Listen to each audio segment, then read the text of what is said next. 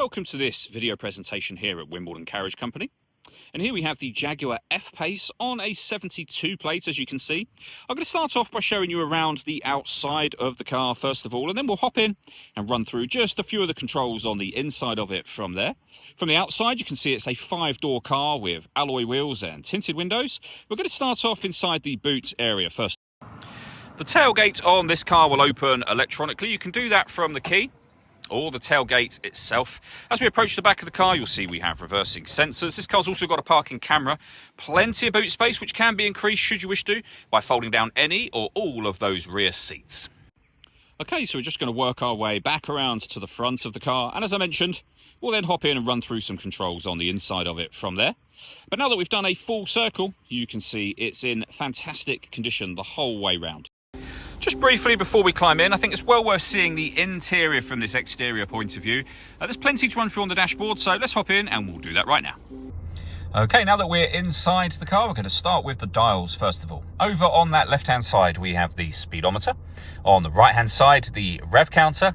And then in the centre, firstly in that top left-hand corner of the centre, you can see the total miles for this specific car. They are 14,535. Above which we have the fuel gauge. Over on the opposite side, the coolant temperature gauge. And in the centre at the top, a digital readout for the speedometer. Just to the right-hand side of that, it will show you what gear this car is in. It's an automatic, so we, of course, are in park. And you can see there that I've just put in as to drive, neutral, reverse, and back around to park again. We have our satellite navigation being displayed in the centre at the moment. You can change that for any of the bits of information that you see displayed in this panel here. So for example, we might want a larger display for that digital readout of the speedometer. You can do that, and you can see that just there. And the buttons that I was using to do that are just here. We've also got voice activation for our phone over on this left hand side. On the right hand side, cruise control, speed limiter, a heated steering wheel, lane departure warning system as well, and behind the steering wheel, the minus and the plus pedal for changing up or down a gear manually with this automatic gearbox.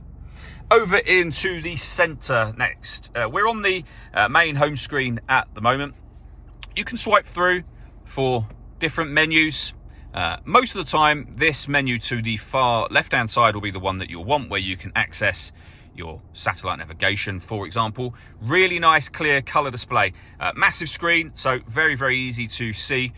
You can come back out to this home screen should you wish to, where you have everything shown in one kind of easy to view panel. So your satellite navigation, for example, your cameras, which we're going to come to in just a moment. You'll notice this car's got Android Auto and Apple CarPlay both available depending on the phone that you have. You can also pair your phone from here, and we have Amazon Alexa as well. So loads of different ways you can access the various different panels in here. That home screen button will take you back to that main screen where we started.